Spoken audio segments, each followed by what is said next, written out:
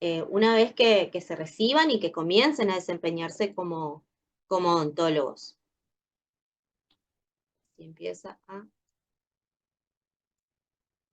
Y que está media... Espérenme que vamos a ir para atrás. Ahí estamos. Muy bien. Bueno, van a ver que yo a lo largo del desarrollo de esta clase voy a hablar de que la auditoría odontológica se deriva como una parte o como una rama de lo que es la auditoría en salud. Y la auditoría, en general, podemos decir que constituye una evaluación sistemática de la atención, que tiene en cuenta la estructura, el proceso y el resultado, ¿sí? ¿Qué es todo esto que yo les estoy tratando de decir? Si bien ustedes tienen que el desempeño del odontólogo, sobre todo cuando hablamos en la práctica clínica, básicamente se basa en una atención a una persona, a un paciente, ¿sí? En brindarle una prestación en salud, un servicio en salud. Esto con el devenir del tiempo y con las constantes actualizaciones que hay en los diferentes tipos de tratamientos, opciones de terapéutica y demás, hace que además de todas estas novedades en lo que es la posibilidad de tratar al paciente, de diagnosticar y de rehabilitar o devolverle la salud a esa persona que acude a nosotros, se presenta como una especie de personaje nuevo, como un tercero en esta relación paciente-profesional, que son las distintas obras sociales o prestadoras de salud, que muchas veces son las que terminan abonando en todo o en parte la prestación que realiza el odontólogo al paciente, ¿sí? O sea, ya no es que directamente el profesional brinda la atención y percibe sus honorarios, o sea, cobra un monto de dinero por la atención que le brinda al paciente y que es abonada directamente por el paciente, sino que va a aparecer esta figura del tercero que en algunos casos cubre totalmente esa práctica que se realizó o cubre un porcentaje. Ahora bien, estas instituciones de salud, obras sociales, prestadoras y demás, por supuesto que de alguna manera pretenden tener un control, porque como toda empresa o todo, si podemos llamarle negocio, por supuesto que lo que quiere es, si puede generar ganancias, mucho mejor, y por supuesto que quiere evitar tener pérdidas, ¿sí?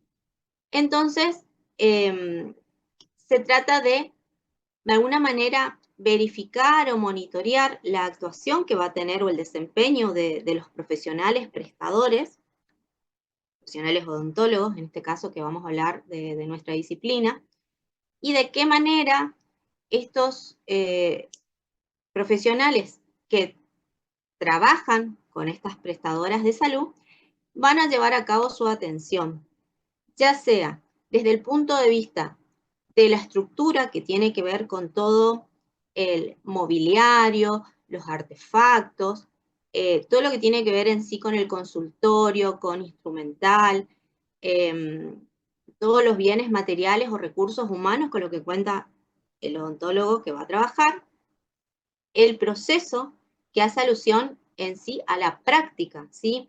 Cómo se recibe al paciente, si se lo atiende de manera puntual, si se lo atiende de acuerdo a lo que dicen tanto las normas jurídicas como las normas éticas que dice que el profesional debe brindar su atención, ¿sí? Y cómo se desarrolla toda la práctica, lo que tiene que ver específicamente con los contenidos de nuestras disciplinas, como por ejemplo, de qué manera se arriba un diagnóstico, si ese diagnóstico es preciso o no, qué tipo de opciones de tratamiento se les da al paciente, si se realiza una historia clínica, un consentimiento informado, si se respetan normas de bioseguridad, ¿sí? Y de qué manera ese conjunto de estructura y proceso deriva en un resultado, que más que nada habla de la satisfacción que tiene o que logra el paciente en virtud de la atención que recibe por parte del profesional, ¿sí? ¿Hasta acá? ¿Está claro? ¿Tienen alguna duda? ¿Vamos bien? ¿Estamos bien? Súper. Bueno, entonces, la auditoría en salud lo que va a hacer es, de alguna manera, asegurar, ¿sí?, que lo que se le brinda, la atención que se le brinda al paciente sea de la mayor calidad posible, ¿sí? Y va a abordar un amplio conjunto de acciones que van a estar relacionadas siempre con lo que tiene que ver con la estructura, con el proceso y con el resultado. Estas tres palabras vamos a estar repitiendo mucho durante la clase porque es la tríada, ¿sí?, la base de lo que es la auditoría o de lo que evalúa o verifica, ¿sí?, o analiza la auditoría. Y los que les tiene que quedar en claro a ustedes desde un principio, que esto no es ni hacer una crítica ni de actuar a manera de policía del odontólogo. El odontólogo es un profesional, se supone capacitado, formado, y que por supuesto siempre va a actuar de la mejor manera posible para brindar la mejor atención a los pacientes que atienden. Pero la auditoría lo que hace es tratar de verificar cómo se desarrolla todo esto, analizando, verificando, repito, todo lo que tiene que ver con la estructura y lo que se desarrolla durante el proceso de atención, para ver si hay algunas falencias, si hay algún error, si hay cosas básicamente que se pueden mejorar, ¿sí? ¿Para qué? Para tener una garantía, ¿sí?, en que la atención que reciba el paciente sea eficaz, sea eficiente, ¿sí?, y sea de la mejor calidad posible. Básicamente eso es el propósito de la auditoría en salud y en este caso la auditoría en la disciplina odontológica, ¿sí? Lograr el perfeccionamiento de la atención, ¿sí?, profesional. Por supuesto nunca va a ser perfecta la atención porque somos personas humanas, los sujetos que intervenimos, tanto el odontólogo como el paciente, como hasta incluso el auditor, ¿sí?, el profesional auditor, también un humano, entonces también podría cometer errores, pero bueno, se trata de lograr en lo posible la excelencia, ¿sí? Y por supuesto que incrementar o aumentar la efectividad de las prestaciones que brinda el profesional, ¿sí?, que otorga el profesional. Si vamos al origen de la palabra auditoría o la etimología, ¿sí?, deriva del latín.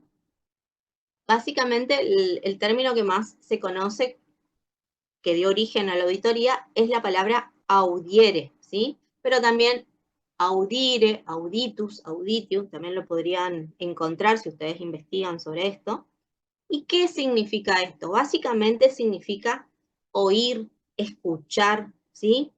Esto hace alusión a las competencias que tiene el profesional auditor, que es el sujeto que va a llevar a cabo la auditoría, ¿sí?, el informe de la auditoría, y que tiene que ver con lo que él no solamente va a escuchar, sino también lo que el auditor va a observar, va a interpretar y va a analizar, ¿sí?, en virtud de todas las evidencias o todas las circunstancias o contextos que el auditor tiene entendido y sabe que tiene que prestar atención, ¿sí? Y en virtud de eso desarrollar su informe. Esta revisión que realiza el auditor, lo que va a hacer, les repito, no es acusar al profesional, criticarlo, sino que tratar de unir fuerzas, de alguna manera, y verificar o detectar alguna anomalía, algún error, cosas que por ahí se pueden mejorar. No quiero decir que se estén haciendo mal, porque puede suceder, obviamente, que el profesional actúe en su práctica, pero son por ahí casos aislados. Lo que más frecuentemente sucede es que el auditor detecta situaciones, ¿sí?, que se pueden mejorar, ¿sí?, se pueden optimizar. Entonces el auditor va a observar, va a escuchar, va a analizar, va a realizar un informe y en su informe no solo va a constar lo que él observa, lo que él analiza, sino también, en el caso que se vean cuestiones que se pueden mejorar, ¿sí?, o efectivizar, cambios, modificaciones, ¿sí? Como manera de propuesta para que esa atención, por supuesto, sea de mayor calidad que la que él observó en su momento, ¿sí? Bueno, vamos a ver un poquitito de historia, muy cortito, para que ustedes tengan una noción, ¿sí? Un conocimiento así muy general, esto está como muy resumido, que yo les presento acá, que es de qué manera, ¿sí? Fíjense que vamos a partir desde el año 1750 antes de Cristo, o sea que nos vamos muy atrás en la historia, donde existía en la región del Asia mesopotámico, allá en el lejano oriente, un reinado, ¿sí? Donde digamos que se redactó una especie de código, ¿sí? Una especie de normativas que regulaban las conductas en general de este código, que además de regular de qué manera se tenía que comportar las personas que integraban esta comunidad, también hacía referencia a de qué manera se tenía que comportar aquellas personas que se dedicaban a cuestiones que tengan que ver con servicio de salud. Imagínense que en esa época no había universidades, no había facultades, o sea, no íbamos a tener profesionales titulados en sí, pero sí había gente con conocimientos empíricos en virtud de la conocimiento, de la experiencia, de la empiria, y que esas personas con esos conocimientos atendían las dolencias, ¿sí? De los distintos sujetos que acudían, ¿sí? Con algún dolor, con alguna molestia, tanto en el ámbito que puede decirse médico como incluso en el ámbito odontológico. Particularmente, por ejemplo, podemos referirnos a realizar una extracción dental, ¿sí? Las hacían en esa época. Entonces, este código lo que hacía es de comportamiento de los profesionales para regular la práctica de quienes brindaban servicios de salud. Y esto se puede decir que es como un antecedente de la auditoría, porque lo que trata es no solo de determinar de qué manera comportarse, sino de que no genere la conducta de la persona que realizaba esta prestación de salud, que no genere un daño al paciente, ¿sí? Y la característica, ustedes habrán escuchado alguna vez nombrado como la ley de Talión o la ley del ojo por ojo, diente por diente. ¿Escucharon alguna vez esa frase, ese término? Sí, sí. Como algo de venganza. ¿Escucharon? Habrán escuchado alguna vez así, aunque sea en otro contexto. Pero de acá surge, ¿sí? Era muy estricto, tenía unos castigos muy severos para aquellos que cometían algún daño en el paciente, ¿sí? Y entonces podemos, sobre todo en la forma, en el comportamiento, ¿sí? De esos que podríamos decir profesionales de la época, esas personas que se dedicaban a atender cuestiones que tengan que ver con la salud. Después aparece un personaje que es un hombre que ustedes seguramente lo habrán escuchado también, a Hipócrates. Incluso ustedes el día de mañana cuando se reciban van a realizar el juramento hipocrático, o sea que fue una persona, todo lo que tenga que ver tanto con la medicina como la odontología, por los aportes que realizó. Y él vivió alrededor del año 400 antes de Cristo, y que más que nada el aporte que él hizo, entre otras cuestiones, pero el aporte que tiene que ver con el tema que hoy estamos desarrollando, es el comportamiento ético que tiene que tener aquella persona que se dedica a sanar a los demás, ¿sí? Hacer alguna práctica que tenga que ver más que nada con la responsabilidad, con un comportamiento adecuado, con un trato digno y respetuoso por ese sujeto al cual, ante una dolencia, algún malestar, acude a otro con ciertos conocimientos para ser solucionado su problema. Después nos vamos al siglo XV, y en este caso vamos a tener más que nada durante este siglo, un gran desarrollo científico, ¿sí? Tanto las ciencias como las artes y demás cuestiones que tienen que ver con el conocimiento, tiene como un gran auge, y sobre todo van a surgir las primeras universidades, que van a ser los lugares donde se forman los profesionales, ¿sí? Y si vamos ya al siglo XX, en el año 1910, hay una situación en Estados Unidos y que se considera que es el que da nacimiento al concepto actual de lo que tiene que ver con la auditoría en salud, que es el denominado informe Flexner, que tal vez muchos de ustedes no habrán escuchado, pero tiene una importancia muy grande en lo que tiene que ver con la auditoría, porque este fue un estudio, una revisión que se hizo en esa época en Estados Unidos, en los hospitales, la atención de las prácticas, sobre todo lo que tenía que ver con las cirugías que se realizaban en los hospitales, y más que nada se dejó en evidencia ciertas cuestiones que no sé si por mala praxis en sí, pero por conductas que tenían los profesionales, en este caso médicos, que no tenían una capacitación adecuada o la pericia tenido para poder realizar estas intervenciones médicas, y sumado a la deficiencia del servicio hospitalario, generaron muchas muertes o muchas afecciones secundarias, y por lo tanto de acá surge como una necesidad de que tanto las instituciones de salud como los profesionales que ejercen de manera individual tengan como esta especie de monitoreo, o por ahí mal llamado control, de cómo llevan a cabo las prácticas, ¿sí? Se supone que todo aquel que tiene un título hoy en día universitario, ¿sí?, que realizó, se formó como médico, se formó como odontólogo, tiene los conocimientos necesarios, aún así tiene que haber un sistema que cuide a los pacientes y que verifique que las prácticas que se brindan son las adecuadas, y sobre todo que si hay posibilidad,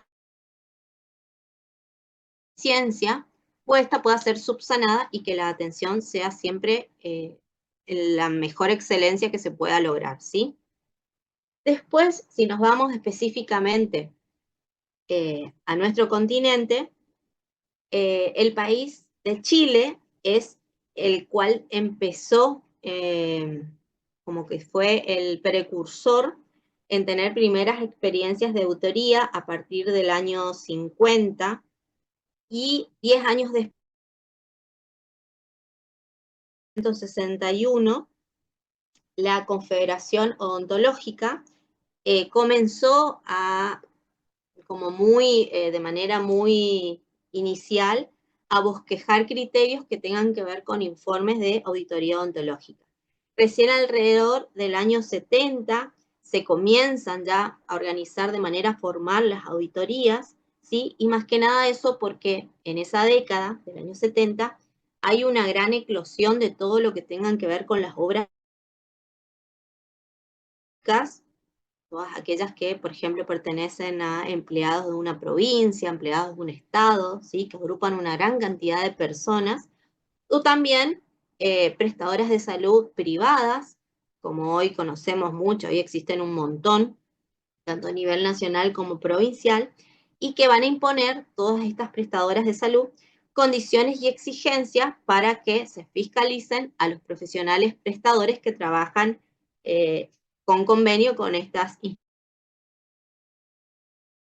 instituciones. En 1987, como un antecedente así puntual, se funda la Asociación Civil Argentina de Auditoría Odontológica. Fíjense, recién a fines de los 80, o sea, un largo camino partiendo desde en la antigüedad hasta lo que podría darse al día de hoy con las auditorías, de la manera en que se fue desarrollando, ¿sí?, esta disciplina.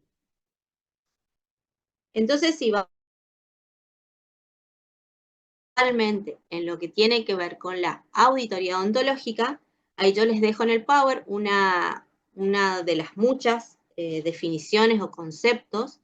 Básicamente es una especialidad, se desprende de la odontología, ¿sí?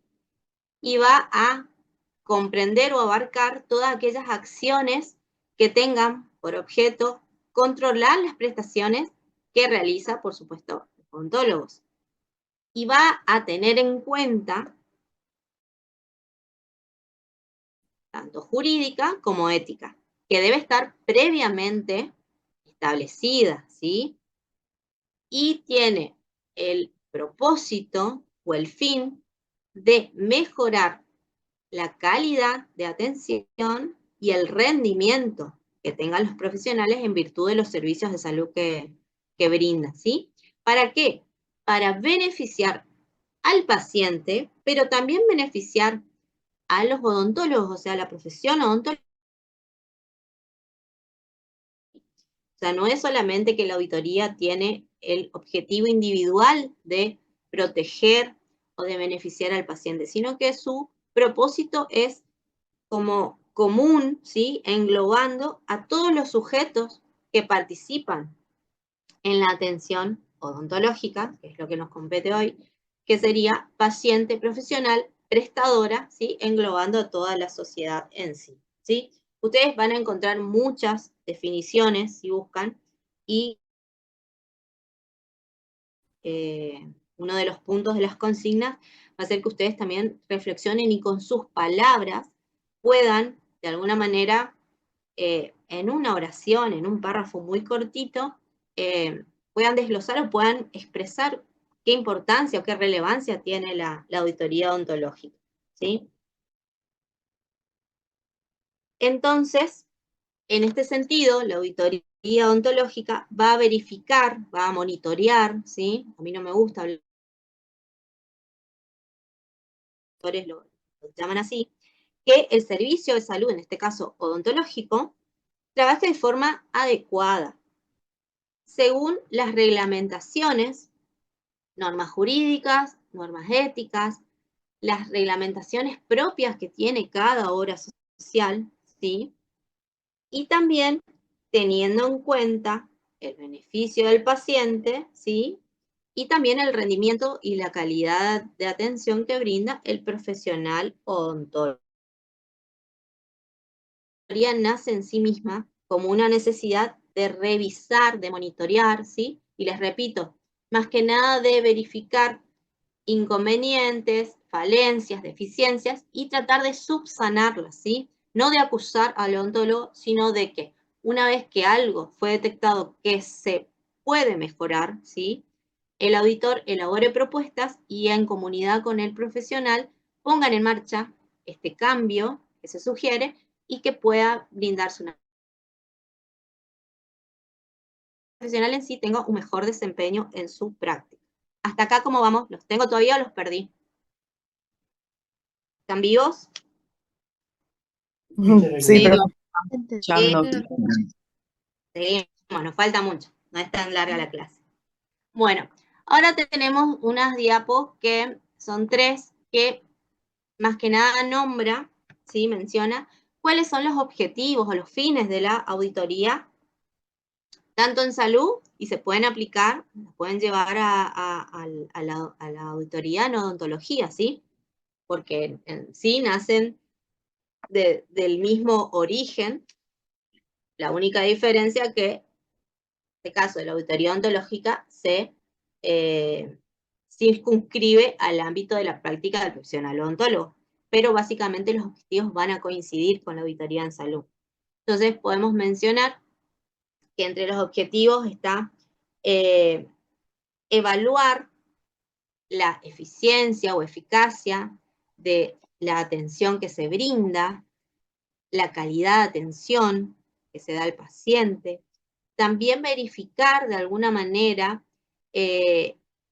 el nivel o el grado de formación o capacitación que tiene el profesional. Acuérdense que nosotros, como odontólogos, de alguna manera, una vez que egresamos de la facultad, tenemos como una cierta obligación o deber de estar constantemente actualizados, informarnos sobre todas las, no simplemente por las novedades que surgen, sino por los nuevos conocimientos que se generan, y es importante que no nos quedemos solamente con los que nos enseñaron en la facultad, porque los años pasan y en 10 años hay muchos cambios, y son cambios que muchas veces se transforman o se traducen en beneficios para los pacientes que atendemos. Por eso tenemos esta carga de estar constantemente educándonos o formándonos, ¿sí? Para que la atención que brindemos sea siempre la mejor posible, ¿sí?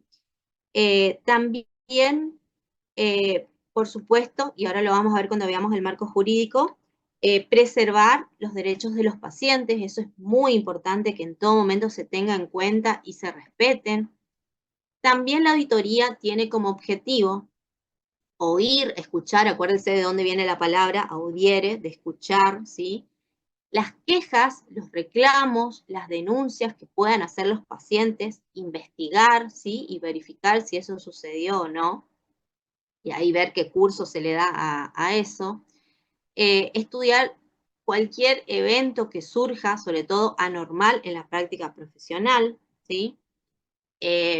Puede ser alguna situación que por una cuestión particular del paciente, por ahí el profesional se salga de un protocolo, de una determinada práctica que está establecida de una cierta manera de ser realizada, pero por ahí el odontólogo tiene un fundamento de por qué hizo lo que hizo, y en ese caso no necesariamente derivan un daño al paciente, sino que lo hace en beneficio del paciente, y eso se puede verificar teniendo en cuenta, acuérdense que teníamos en cuenta estructura, proceso y resultado. Se analizaría el resultado en ese caso y se vería que si el paciente terminó conforme y se solucionó su problema o su afección, estaríamos con una situación favorable. Por lo tanto, esa situación anómala que se puede producir en la práctica, en sí tuvo como consecuencia que la práctica sea en un beneficio al paciente, ¿sí? O sea, que no toda práctica anormal tiene que ser algo malo, ¿sí? Por eso el auditor tiene que analizar esa situación. También el auditor tiene que tener en cuenta, y la auditoría en sí se ocupa mucho de toda la parte que son el análisis de los documentos que genera el profesional, como pueden ser, acuérdense, ustedes saben más o menos qué documentos maneja el odontólogo, qué se les ocurre, qué papeles, qué tipo de cuestiones puede redactar o confeccionar el odontólogo en la práctica. ¿Qué se les ocurre? ¿Qué se les viene a la mente? La historia clínica. Muy bien, ¿qué más? ¿Qué otras cosas maneja el odontólogo en la práctica? Informado, doctora. Receta. Sí, receta, consentimiento informado, ¿qué más? No piensen solo en papel, piensen en otras cosas.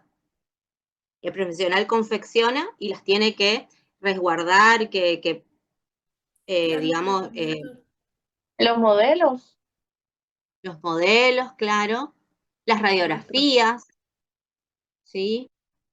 Estudios clínicos, por ahí que el profesional requiera, y el profesional el paciente, perdón, les acerque al profesional, el profesional debe resguardarlo con la historia clínica. Debe velar por su conservación, porque después en una auditoría pueden ser solicitados, ¿sí? Para su análisis. Los Eso estudios también complementarios. Exactamente, sí. Todo eso y muchos más que nos estamos nombrando ahora son documentos que el profesional tiene que saber, la debida, de qué manera resguardarlo, para también, si volvemos a los derechos del paciente, proteger la intimidad, la confidencialidad del paciente, y a su vez, si alguna auditoría los requiere, tenerlos a mano y que estén, por supuesto, confeccionados de acuerdo a lo que dice la reglamentación correspondiente, ¿sí? Porque uno no puede hacer una receta como se le da la gana, o una historia clínica como a mí se me ocurre, porque hay normas, hay formas de confeccionar los documentos para que estén bien confeccionados, ¿sí? ¿Qué otros objetivos podemos mencionar? por supuesto que se garantice una atención de excelencia al paciente y más que nada tratar de que sea a través de prácticas vigentes, en lo posible modernas, ¿sí? Por ahí no es lo mismo que un paciente se atienda con un odontólogo que tiene, o sea, a ver, un sillón que tenga una cierta comodidad o que le permita tener una cierta postura para que también el odontólogo trabaje mejor, que ir por ahí con un odontólogo que tiene un sillón medio cachuzo, por así decirlo, o que el torno es a pedal, que ya creo que ya no existen más, pero bueno, puede pasar. Y no quiero decir que el odontólogo que tenga algo viejo, algún mobiliario viejo trabaje mal, pero por ahí tratar de velar por que el profesional trate de tener no solo un instrumental, sino un mobiliario adecuado para brindar mínimamente una atención que sea lo suficientemente eficiente para el paciente, ¿sí? Que le genere una satisfacción. ¿Y cuál es la satisfacción del paciente? El paciente sale contento cuando, no solamente cuando la obra social le cubre el 100%, ¿cuándo va a salir feliz de la atención el paciente? ¿Cuándo les parece? ¿Cuando se lo atienda de qué manera? ¿Qué creen ustedes? Amable, respetuosa. Por supuesto. Y que se le solucione el problema que traen, que vienen, porque generalmente el paciente odontológico hay un pequeño porcentaje que hace prevención, pero la mayoría va porque tiene una dolencia o no. ¿No coinciden conmigo? Sí, así es. O tiene un problema, por decirle, capaz no le duele algo, pero tiene los dientes en mal posición y quiere una ortodoncia. Entonces se va a ir contento cuando él vea que están cambiando y se le está mejorando la posición de los dientes. Y va a estar enojado cuando, no sé, se le aflojan los dientes y pierda alguna pieza dentaria y cree que por ahí es una mala acción del odontólogo. Y ahí tendría que ver qué pasó, se tendría que analizar. Pero bueno, la satisfacción del paciente se refiere a eso, a solucionar el problema o por qué acude al odontólogo, y por supuesto todo eso acompañado de lo que mencionó ahí una alumna, el respeto, en lo que sea su dignidad, en la atención, ¿sí? En la confidencialidad, en la intimidad. Y bueno, y otra cosa importante que tiene la auditoría, que yo les había mencionado al principio, es velar o proteger ese equilibrio de costo, beneficio, calidad, porque por supuesto que las prestadoras no quieren perder dinero, querrían tener ganancias, pero por lo menos querrían tener un buen funcionamiento para mantener sus afiliados.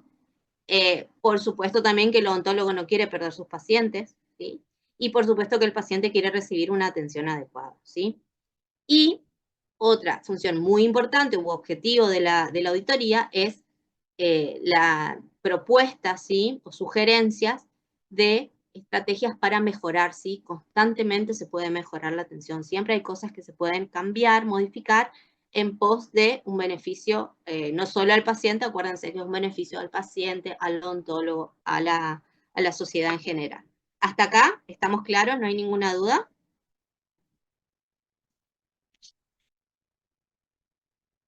No, doctora.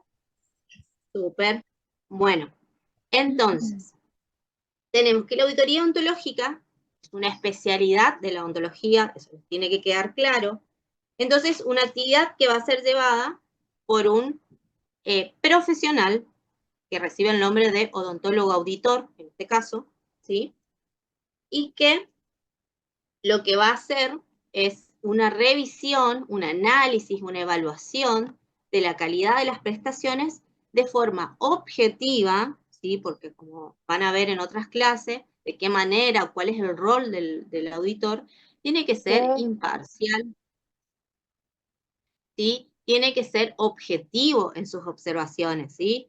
No porque por ahí le cae mal el odontólogo, o al contrario, porque es compinche o amigo del odontólogo, hace un informe favorable, porque la tarea del auditor es verificar que todo se esté haciendo conforme a lo que dicen las reglamentaciones y que se estén brindando una buena atención al paciente. Y se nota algo que se puede mejorar o algún error o alguna falencia, sugerir, o sea, hacer ver eso y sugerir, ¿sí?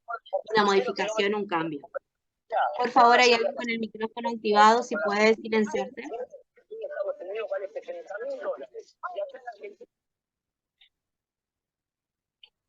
Bueno, y sistemática porque abarca un montón de cuestiones que básicamente tienen que ver con la estructura, con el proceso y con los resultados, ¿sí? Pero eso engloba un montón de cosas que el odontólogo auditor tiene que realizar su revisión. Y es un proceso organizado, o sea, no es que el auditor va y empieza a anotar así como se le ocurre, lo primero que ve y que cada auditor hace a su manera. Hay protocolos, hay métodos, ¿sí? Para proceder y realizar una correcta auditoría. Ahora vamos a tener distintas vías de abordaje, ¿sí? Para realizar las auditorías. Vamos a tener, por ejemplo, si abordamos, ¿sí? Vamos a verificar o vamos a centrarnos en la capacidad técnico o científica del profesional prestador, en este caso del odontólogo prestador, tiene que ver que el auditor lo que va a evaluar, va a analizar es la preparación, la competencia que tiene este odontólogo, por supuesto, su título de grado habilitado, si tiene títulos de posgrado, especialidades, qué preparación, qué actualizaciones tiene, las experiencias, etcétera, etcétera, como el currículum, ¿sí? De ese prestador. En cuanto a la estructura, comprende todo lo que tiene que existir previo al proceso de la atención del servicio que se brinda. Es el lugar físico, el equipamiento, el instrumental, los recursos humanos, si tiene secretaria, si tiene un personal que se ocupa de la limpieza, o un personal que se ocupa de tareas administrativas, qué recursos económicos tiene para mantener esa estructura. Después lo que tiene que ver con el proceso es lo que ocurre desde que inicia la asistencia, ¿sí? Al paciente hasta el alta. Los sistemas de registro, por ejemplo, pueden ser que se involucran en este proceso que se usan, son los que ustedes hoy mencionaron, historias clínicas, el consentimiento informado, fichas odontológicas, odontogramas, etcétera, etcétera. El resultado hace referencia a la consecuencia del acto o del actuar del profesional prestador, ¿sí? Es una evaluación posterior a la atención, que puede ser mediata o inmediata. Inmediata es ni bien sucedió. Inmediata es, pasó un tiempo y se evalúa cómo fue esa atención, ¿sí? Y se utilizan indicadores, en este caso, para realizar la auditoría. Y después tenemos la satisfacción del paciente, que más que nada puede decirse que es una por ahí de las más relevantes o importantes. Se trata de obtener datos, tanto del paciente o sus familiares, sus allegados, respecto a la atención que recibió por parte del profesional de salud. Siempre es posterior, porque es en virtud de la atención recibida, y generalmente en vez de indicadores, en este caso se usarían encuestas, ¿sí? Para trabajar. Actualmente tengan en cuenta que hay una gran cantidad de profesionales odontólogos y muchos de ellos trabajan siendo prestadores de obras sociales, porque si bien uno en la parte privada puede trabajar teniendo muchos pacientes, el ser prestador de obras sociales trae una cartera más amplia de pacientes, ¿sí? Y entonces las obras sociales hacen mucho énfasis en las auditorías y todo el tiempo están como renovando su cartera de profesionales y hacen convenios con el profesional prestador que dura un tiempo, ¿sí? O incluso a veces dan de baja a ciertos prestadores por motivos que hay que analizar cada caso. Hay múltiples motivos. A veces reducen la cartera de profesionales por una cuestión económica a la prestadora, o a veces las auditorías son informes negativos y se sugieren cambios, el profesional no los adopta, entonces la prestadora decide rescindir el convenio o el contrato y no trabaja más con ese prestador. Entonces, la auditoría surge, o sea, llega a tener una relevancia muy grande en lo que tiene que ver con el desempeño del profesional odontólogo, ¿sí? Ahora vamos a tener en cuenta las normativas, ¿sí? La parte de la ética yo acá no la voy a mencionar porque básicamente está establecida en el código de ética y ustedes lo van a ver cuando avancen en la carrera. Muy general y muy por arriba, cuáles son las normas que se tienen que tener en cuenta, no solo en la auditoría, sino que en la conducta del profesional que hace a lo que se observa por parte del auditor odontológico. Estas normas son principios, o sea, son reglas que dicen de qué manera tiene que comportarse o actuar, en este caso, el profesional odontólogo. Vamos a tener normas administrativas, normas de seguridad laboral, los nomencladores que tienen una propia reglamentación, que ustedes lo van a ver en otra clase, ¿sí? Y van a ver diferentes leyes, ¿sí? Que también esto ustedes lo van a ver mucho más adelante en la carrera. Yo ahora les hago un pantallazo así muy breve y rápido. Las leyes más importantes, no son las únicas, son las más, podemos destacar, para no hacer tan extensa la clase, es la 17.132, que es la del ejercicio de la medicina, odontología y actividades auxiliares o de colaboración. La ley 25.649, que es la de medicamentos genéricos. La 26.529, que es la de la ley de los derechos del paciente. El barra número, o sea, el primer número es el número de la ley, después viene una barra, y ese numerito que sigue es la terminación del año en que fue sancionada la ley, ¿sí? Por ejemplo, esta ley 26.529/09 es del año 2009, para que, por las dudas si alguien no sabe eso. La ley 27.553, que es la de receta electrónica, que hoy en día tiene un gran auge porque con el decreto del presidente Milei, perdón, para adelante, tiene un uso reglamentario hoy en día. La 27.706, que es la de historias clínicas electrónicas, y después los nomencladores y las leyes propias de las leyes de obra social en general y las normativas que tenga cada prestadora. Así, un pantallazo de cada ley, ustedes lo van a estudiar después más adelante en la carrera. La 17.192, como ya les mencioné, el ejercicio de la medicina o odontología, por lo tanto, todos aquellos odontólogos tienen que tener un cierto conocimiento de esta ley, porque básicamente en su artículo 2, inciso B, dice qué es lo que puede hacer un odontólogo: anunciar, prescribir, indicar, aplicar cualquier procedimiento, y lo pueden leer en el artículo. No me interesa en este momento que lo sepan, sino que sepan que esta partecita de la ley habla de los odontólogos.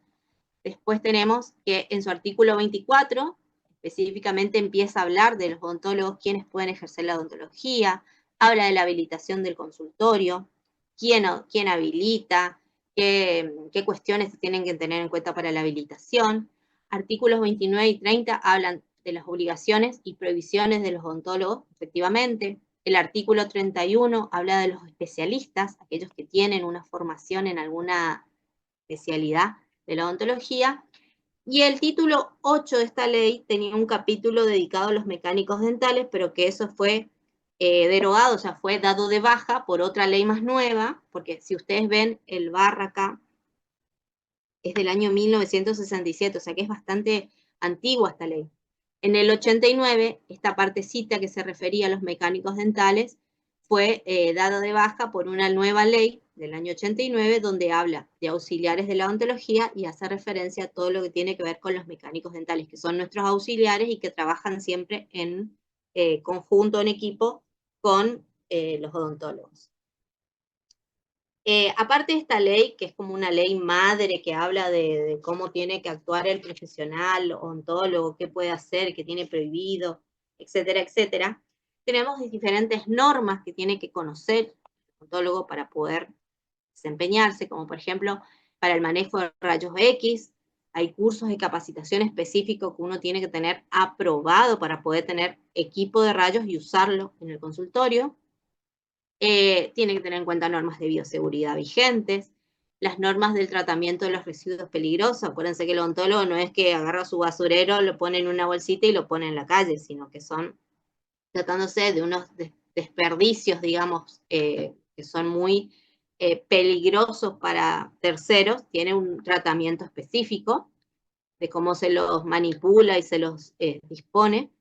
Y también leyes de enfermedades transmisibles, por ejemplo, que el odontólogo está obligado a notificar, a avisar. Todo eso ustedes lo verán más adelante, por eso yo voy muy por arriba. Después tienen la ley 25.649 del año 2002. Es una ley bastante vieja, pero que fue muy importante porque promovía el uso, o en nuestro caso, para nosotros, la receta, confeccionar la receta, empleando el nombre genérico del medicamento y no el nombre comercial. Esto hoy en día con el decreto 7023 de esta nueva gestión que tenemos en la presidencia, lo que se hizo fue que se acepta que únicamente en la receta se indique el nombre genérico. Antes se aceptaba el nombre genérico y se podía poner una marca sugerida. Hoy en día eso ya no se permite, solamente el nombre genérico del medicamento. ¿Qué hace esto? ¿Qué consecuencia tiene? Básicamente, prevenir un monopolio del mercado de algún laboratorio en específico, ¿sí? Hacer que el odontólogo trabaje con mayor imparcialidad, digamos, respecto a los medicamentos que prescribe, o sea, que no porque una marca le da ciertos beneficios, el odontólogo siempre prescriba ese laboratorio o ese medicamento en particular, y también que el paciente, en virtud de sus posibilidades económicas, al momento de adquirir en la farmacia el medicamento recetado o la droga que se le indicó, pueda elegir entre diferentes laboratorios, ¿sí? Y no tenga que estar atado a un laboratorio determinado, que a veces los precios varían entre un laboratorio y otro. Después tenemos esta ley que es muy importante y que ustedes después, más adelante, la van a estudiar mejor, que es la de los derechos del paciente en relación con los profesionales e instituciones de la salud. Esta es una ley que ustedes la tienen que leer y conocer a fondo, pues, ¿sí? Pero es muy importante porque básicamente establece la obligatoriedad por parte de los profesionales de salud de realizar el proceso de consentimiento informado, de realizar una correcta historia clínica y de respetar derechos básicos que tienen todos los pacientes. Y es una carga del profesional conocerlos, porque muchas veces el paciente no lo sabe, pero es nuestro deber conocerlos y, por supuesto, respetarlos.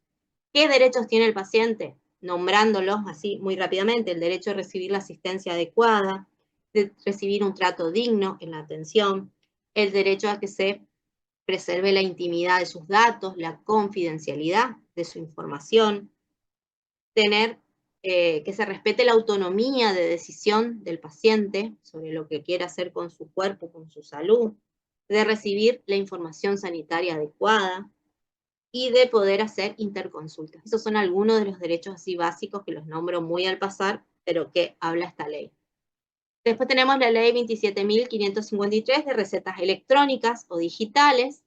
Esta ley nació en la época de pandemia, ¿sí? Habilitaba también la teleasistencia. Acuérdense que en el año 2020 teníamos el DISPO, que era el aislamiento y la prohibición, digamos, de circulación, que duró muchos meses, y entonces el gobierno dispuso que se permita que los profesionales de salud, las obras sociales y las farmacias acepten fotos de receta que se mandaban por WhatsApp. Se empezaban a hacer las primeras recetas electrónicas, aunque había algunas plataformas que todavía eran muy incipientes, y entonces por ahí no funcionaban muy bien, y habilitaba la atención virtual, ¿sí? Por parte de profesionales, podían ser médicos, el odontólogo, un poco complicado, pero bueno, por ahí podía sugerir alguna medicación, algún tipo de indicación que le pueda servir momentáneamente al paciente, y también para, en este caso, por mencionarlo, a los psicólogos también autorizaba la atención por este medio digital. Sin embargo, a partir del decreto 7030 de este nuevo gobierno, estableció la obligatoriedad de que la receta sea electrónica, ¿sí? Se nos aceptan más recetas en papel con lo que tenga que ver con medicamentos, porque como todo cambio es progresivo, y por ahora la obligatoriedad es con lo que tenga que ver con recetas de drogas o medicamentos, remedios, etc., ¿sí? Ya no existe más la receta manuscrita en este caso, y se tiene que hacer a través de plataformas habilitadas al caso.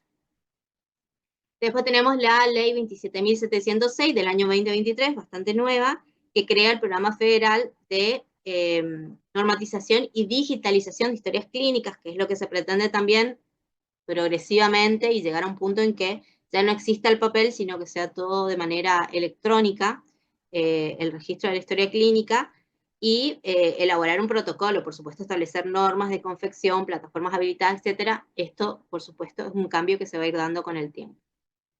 Bueno, y terminando esta parte jurídica, ya vamos cerrando la clase con estas últimas dos temas que me quedan por dar, que son, cuando hablamos de estos tres sujetos que participan, ¿sí? Lo que tiene que ver con la auditoría, paciente o afiliado, el odontólogo prestador y la prestadora, estos sujetos van a tener derechos y obligaciones. En el caso de los pacientes, tienen derecho a conocer qué tipo de cobertura tienen, porque acuérdense que hay distintos planes de cobertura en una misma prestadora, o que diferentes prestadoras brindan distintos planes de cobertura, entonces el paciente puede elegir a cuál afiliarse. También tiene que tener derecho a elegir el profesional que lo atienda. Generalmente las prestadoras tienen una cartera, o un catálogo de profesionales, y en esos el paciente elige con quién ir.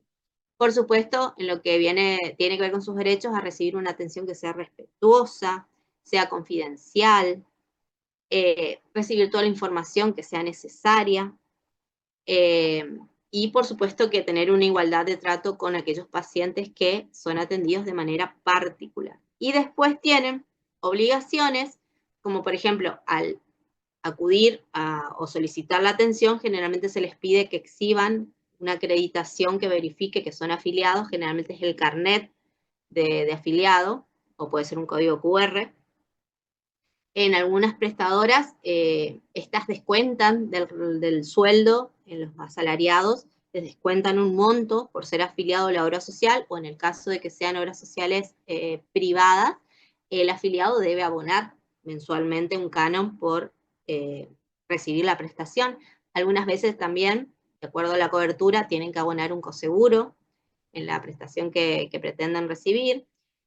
También tienen la obligación de informar a la prestadora cualquier inconveniente que tengan con el profesional, y por supuesto respetar al profesional que los atiende.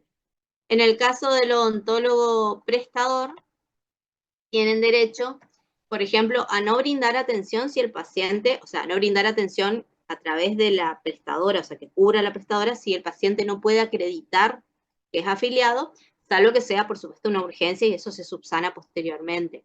También el odontólogo tiene derecho a elegir con qué prestadora quiere trabajar, o si quiere dedicarse únicamente a trabajar de manera particular, y por supuesto percibir honorarios y un trato respetuoso, tanto por parte del paciente como por parte de la prestadora.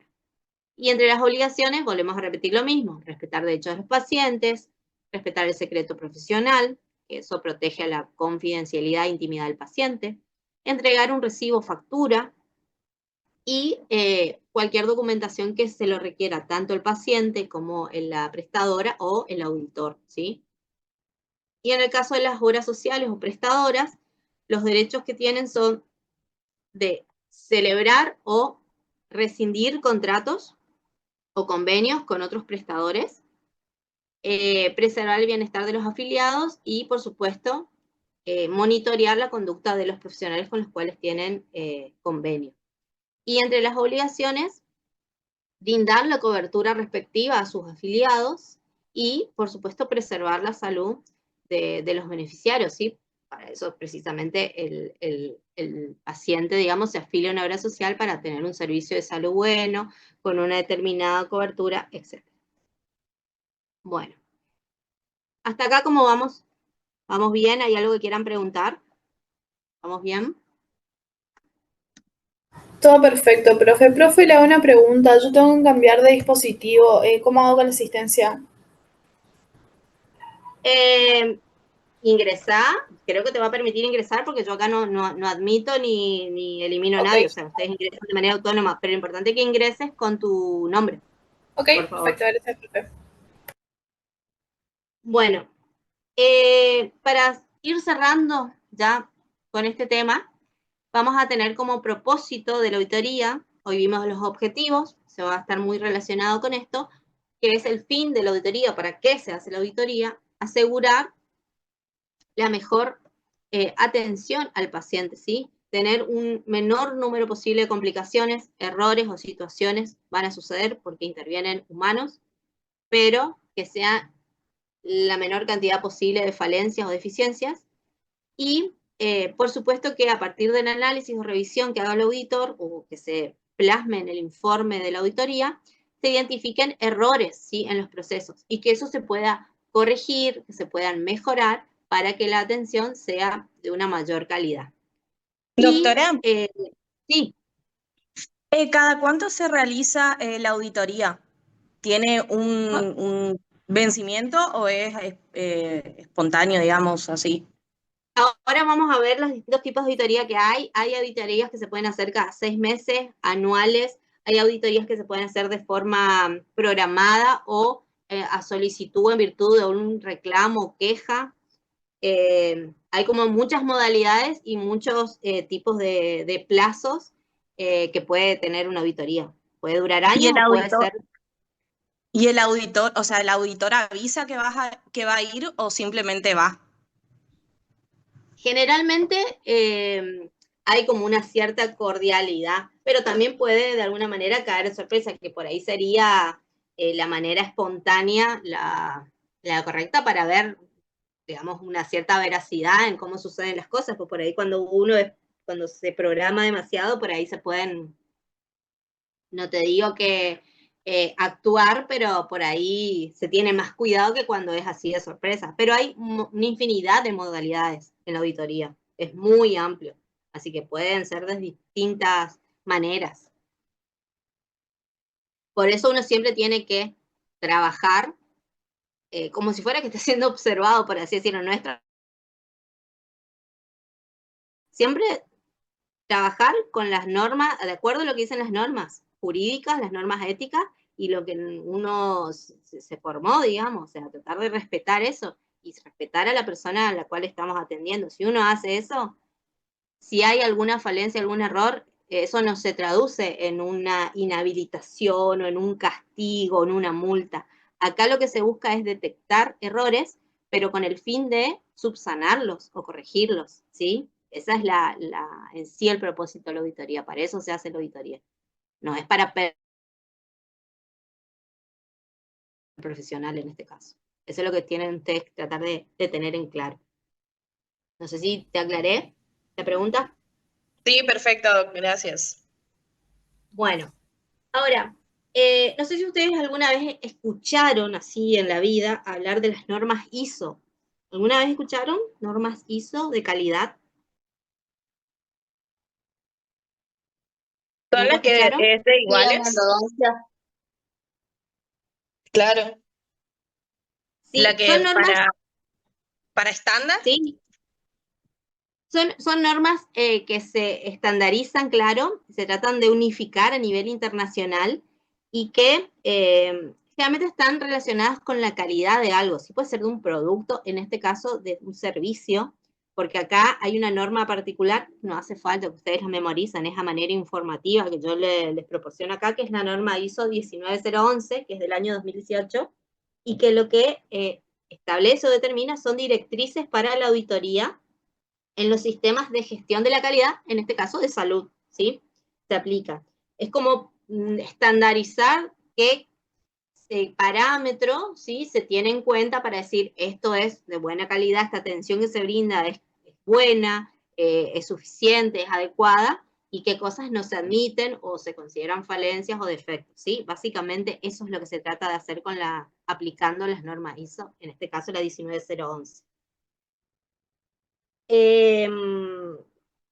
Se orienta, esta norma, vuelvo para atrás un cachito antes de adelantarme, se orienta en 4 aspectos cuando se realizan las auditorías. La cualidad de los auditores, ¿sí? O sea, las características que tiene el auditor, eso lo van a ver en otra clase, ¿sí? Yo hoy ya les mencioné algo, que tenía que ser objetivo, imparcial, el informe debe ser confiable, debe ser veraz, debe decir la verdad el auditor, ¿sí? Debe ser discreto también, porque tampoco puede, hablando en criollo, mandar al frente al odontólogo de una mala manera, porque eso no es el objetivo de la auditoría, ¿sí? No es acusar al odontólogo ni dejarlo mal parado, ni afectar el buen nombre del profesional, sino lo que se busca es ver de qué manera se está trabajando, cómo se atiende y qué cosas hay que se pueden mejorar, ¿sí? Y el auditor tiene que tener una formación particular y realizar bien su trabajo, porque el auditor son los ojos, los oídos, ¿sí? De lo que sucede. Y eso va en un informe que va después a quien solicita la auditoría. Puede ser una prestadora de salud, pero puede ser cualquier institución, ¿sí? Porque hay auditorías que son internas y, por ejemplo, la puede hacer por decirlo, un hospital que tiene una auditoría al servicio odontológico de esa institución, ¿sí? Y es únicamente para ver cómo se está trabajando. Bueno, otra cuestión, otro aspecto que tiene en cuenta al realizarse la auditoría y que está propuesto por esta norma ISO, son los fundamentos, ¿sí?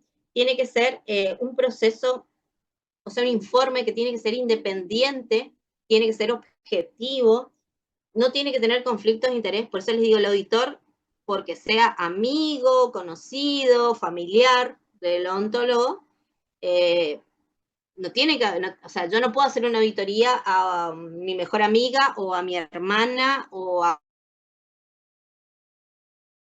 No correspondería, porque hay un conflicto de interés, porque yo podría hacer un informe que lo favorezca y que no sea veraz, ¿sí? O al contrario, si hay algún conflicto de enemistad o algo malo, también se puede tergiversar el informe y de alguna manera afectarlo y decir cosas que por ahí, o exagerar cosas que tal vez no son tan así, y bueno, y el informe termina siendo, no cumpliendo la función que tiene, no teniendo la objetividad y la veracidad que debe tener. Debe seguir ciertas pautas, ¿sí? Es un protocolo de auditoría. Tiene que tener una organización que traduzca en un informe que sea claro, que sea útil, ¿sí? Y que responda a cuál es el propósito en sí de la auditoría. Y, por supuesto, que también tiene en cuenta qué pautas se van a tener en cuenta mientras se planifique la auditoría que se va a hacer y mientras se desarrolle la auditoría, ¿sí? Bueno, ahora sí, vamos con los principios de la auditoría. Ya les prometo que esto ya estamos con esto y las modalidades y terminamos. En el caso de los principios de la auditoría, estos van a permitir que la auditoría en sí constituye una herramienta que es confiable y efectiva, ¿sí? Y que, de alguna manera, apoya los controles de gestión, pero que van a traducir o que pretenden siempre lograr la calidad en la atención, ¿sí?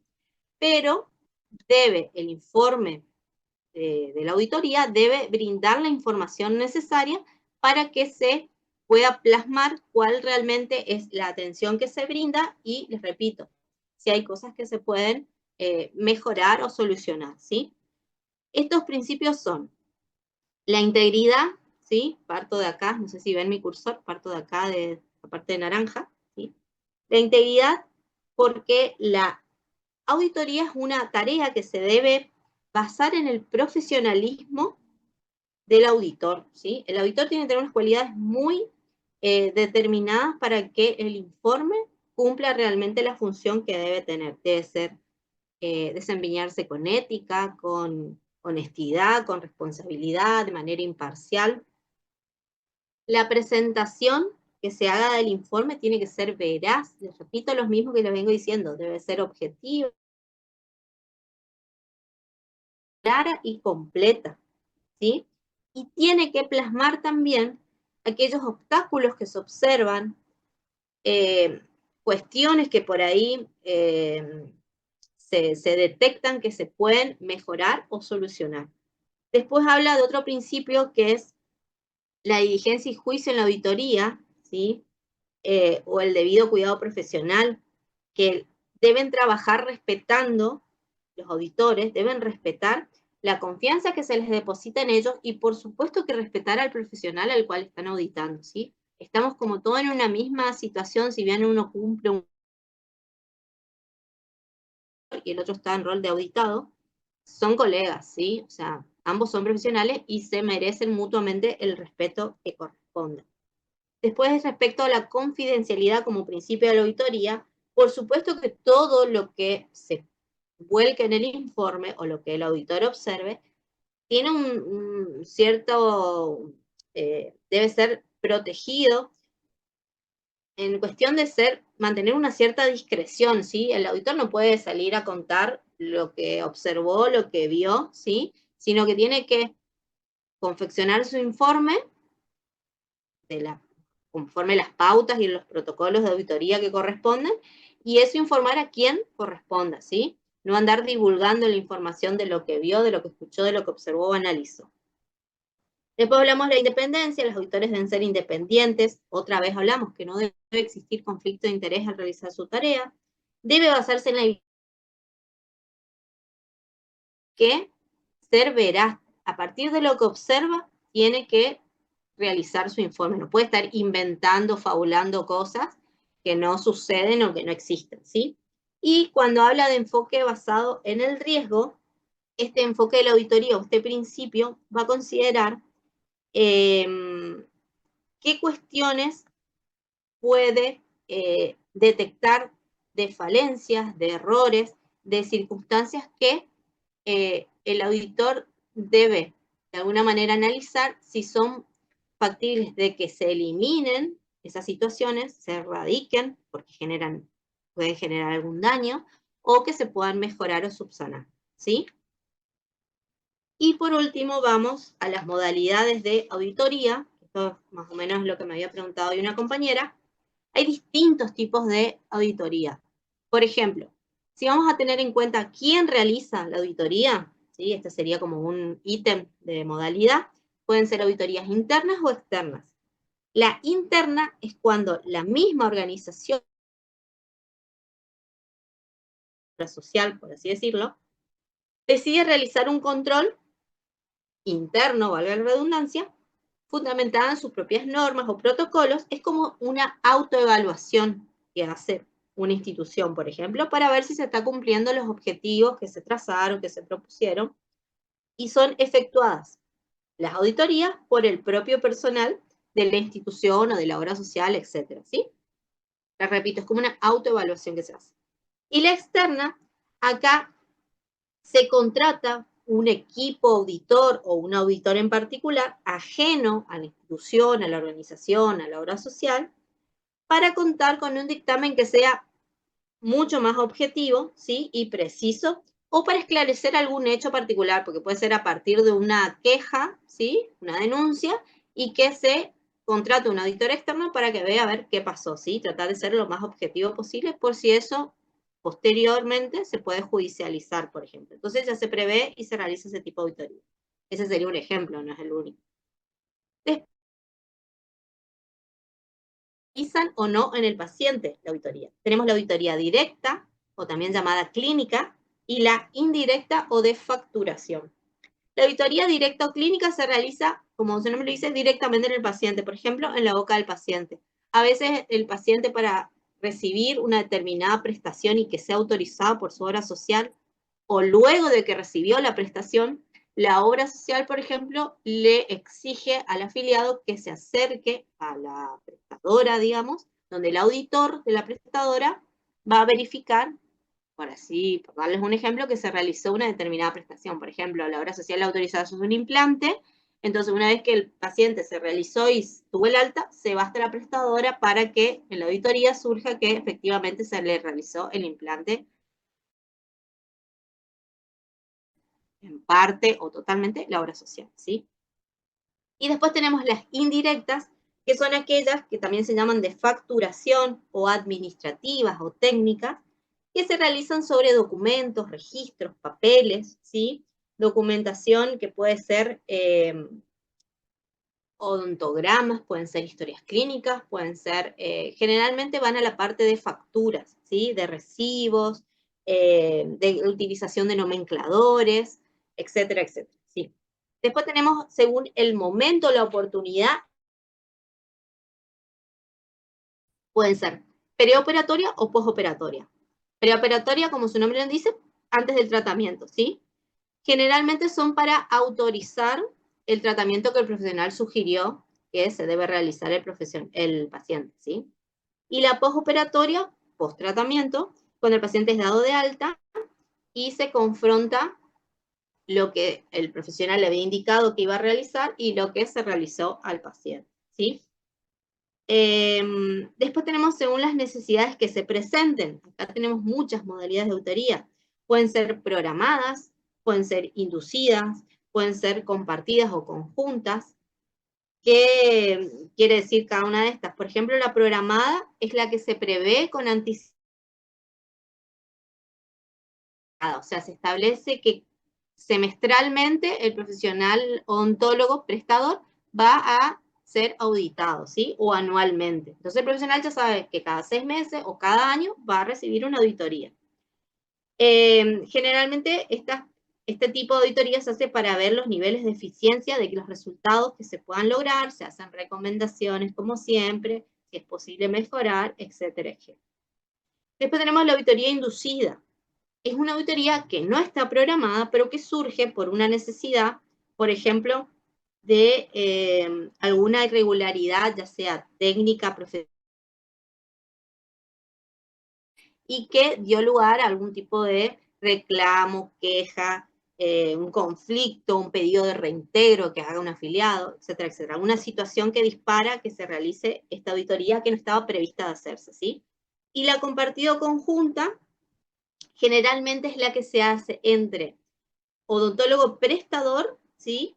Y la entidad prestadora. Por ejemplo, el odontólogo que trabaja con una determinada obra social y la obra social en sí. Entonces, como que hacen una especie de coloquio entre ambas partes, que son partes de un convenio, de un acuerdo, y que puede ser, por ejemplo, para solucionar discrepancias en la interpretación de determinadas reglamentaciones, prácticas, por ejemplo, que los profesionales odontólogos necesitan que sean nomencladas de alguna forma particular, uso de distintas, las formas de liquidar las prácticas que se realizan, más que nada es para como tener una opinión de cada uno y llegar a un consenso, un acuerdo sobre algún tipo de problemática que se dé, digamos, en la práctica odontológica.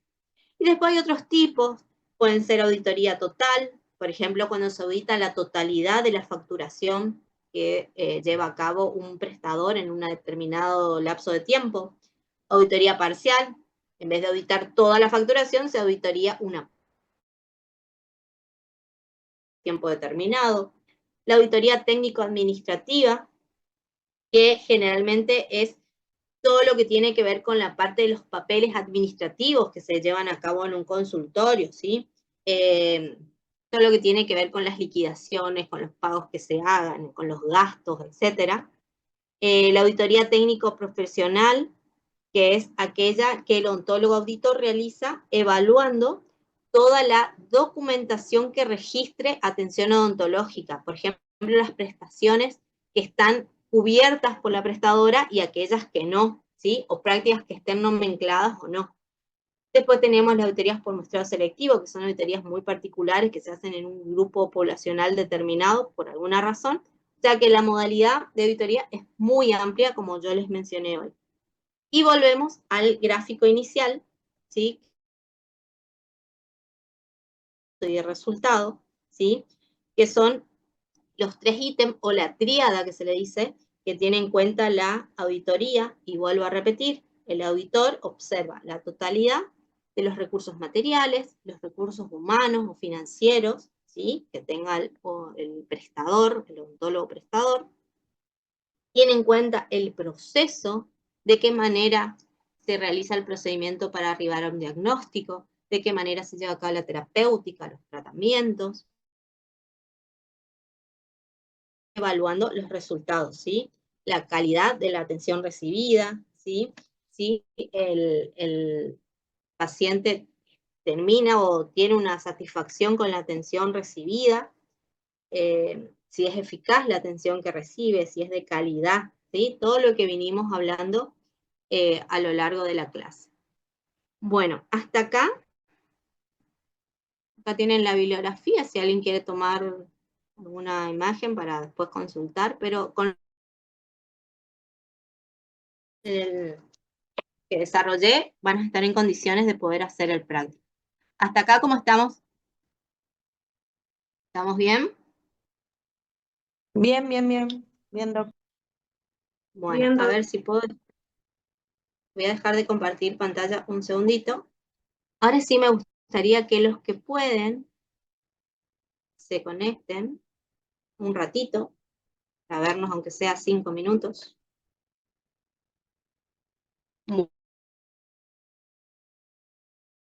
Es un tema que ustedes van a ver que se repiten muchas cuestiones que van a ir viendo de nuevo en las clases siguientes. Por ahí es medio tedioso porque es muy abstracto, pero les repito, traten de siempre pensarlo como se aplicaría en la en la clínica, en la práctica en sí, ¿sí? Porque si ustedes lo estudian así en el aire, es como que no se entiende nada. Pero si ustedes lo vuelcan o lo tratan de relacionar con cuestiones del desempeño del odontólogo, no les va a costar nada entenderlo porque no es complicado, ¿sí? Los que estaban desde el principio de la clase, creo que les dejé bien en claro dos cuestiones. Una, que para poder, como requisito para poder aprobar la optativa, ¿qué tenían que tener en cuenta? Una de las cuestiones, ¿cuál era? El 100% de la asistencia. 100% de la asistencia. ¿Qué significa el 100% de asistencia? ¿Pueden faltar alguna clase? No. No. Que quede claro. Por esa sencilla. ¿Cómo tomamos la asistencia? Que ustedes se identifiquen con su nombre completo y con su, si pueden, con su número de documento. No hace falta que dejen en el chat. Y tengan en cuenta que si ustedes se conectan y se desconectan a los 15 minutos, o a los 20, o a la media hora, porque depende de la duración que tenga la clase, si tienen en cuenta que estén más o menos todo el tiempo dura de la clase, van a tener ausente. Así que, Doctora, ojo con eso. Sí. yo me conecté un poquitito tarde porque vi tarde el mensaje de...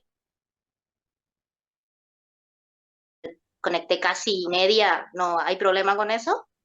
Creo que no va a haber problema. Igual, ya te digo, nosotros hacemos el control post-operatorio, hacemos después de la clase, así que ahí veremos, pero no tendría que haber inconveniente. Pero les digo porque hay gente que se conecta 40 minutos después o que se desconecta 40 minutos, media hora antes, y bueno, van a tener el ausente. O sea, que tienen que estar la totalidad de la clase conectados. Y a nosotros nos aparece el registro de todo eso. Pero no creo que las dudas de apellido, déjame tu chat, en el chat tu apellido por las dudas. Bueno, ¿y cuál era el otro requisito para poder aprobar, aparte de la asistencia? 100% aprobado los trabajos prácticos, entregados y 100%. aprobados. Entregados y aprobados. Generalmente, nosotros, salvo que detectemos algún problema, les notificamos. Si ustedes no reciben ninguna notificación de nuestra parte, es porque el trabajo se entregó y porque está aprobado. O sea, que quédense tranquilos. ¿Sí? Porque tenemos pocas clases y son muchos los temas que damos. Hoy me tocó a mí dar la clase, a mi nombre ahí, igual yo soy la profesora Natalia Marazo. Después nos va a acompañar, hoy está enfermo el profesor titular, que es el doctor Álvaro Monzón, que está conectado, pero está afónico, así que no le damos la palabra por eso, porque pobre se está recuperando. Después van a tener acompañándonos en las clases siguientes a la doctora Victoria López, al doctor Silvio Maidana y la doctora Belén Blanco, ¿sí? Van a ser todos los docentes que... Bueno, ahora, si les parece y si quieren, les voy a dar las consignas para el trabajo práctico, ¿sí? Estoy tratando que mi cursor... ¿Ustedes pueden ver ahí? Doctora, Sí, se ve. pregunta. ¿Se puede hacer algún grupo de WhatsApp? O Por la duración cortita que tiene la optativa, no hacemos grupo de WhatsApp. ¿Cuál sería la finalidad de hacer un grupo de WhatsApp? Yo les voy a dar, cada docente les va a dar su correo. Y en todo caso, esa sería nuestra comunicación entre clases. ¿Les parece? Por ahora, yo, para la entrega de este práctico, que estuvo a cargo yo de la clase, van a tener que entregar a mi correo institucional las actividades. Ahí, como les figura, este sería el trabajo práctico 1, el tema es auditoría, fiscalización, asesoría, modalidades de auditoría, mi nombre, yo soy la doctora Natalia Marazo. Pongan, por favor, en una, ustedes lo van a hacer seguramente en Word, les aconsejo que lo pasen a PDF, así no se nos desconfigura a nosotros al controlar, y pongan, por favor, su nombre completo y su número de documentos, ¿sí? Para identificar a quién pertenece el trabajo. El trabajo es individual, ¿sí? Van a tener hasta el próximo lunes para entregarlo, o sea, tienen una semana. No entreguen después del siguiente lunes porque va a estar fuera de término y ya no lo vamos a aceptar, ¿sí? Hay un plazo estipulado. Si quieren, si ustedes todavía, yo creo que tenemos todavía un poquito de unos minutos para poder entre todos como tratar de resolver el práctico, es muy sencillo, o sea, no van a tener inconvenientes. Sacaron foto de esto